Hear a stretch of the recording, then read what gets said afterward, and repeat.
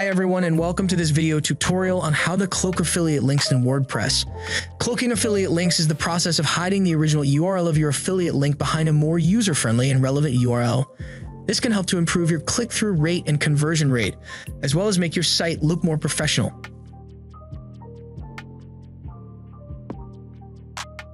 To cloak affiliate links in WordPress, install and activate the Pretty Links plugin. Create a new cloaked link. Go to Pretty Links greater than Add New. Enter a title and target URL for your cloaked link.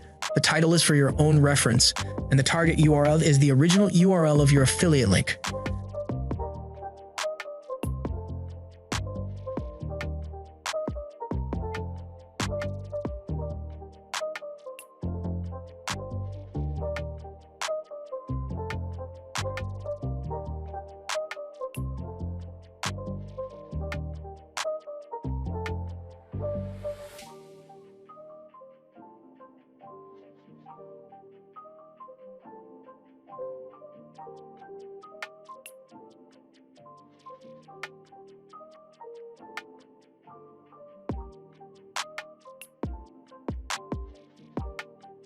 I hope this video tutorial was helpful.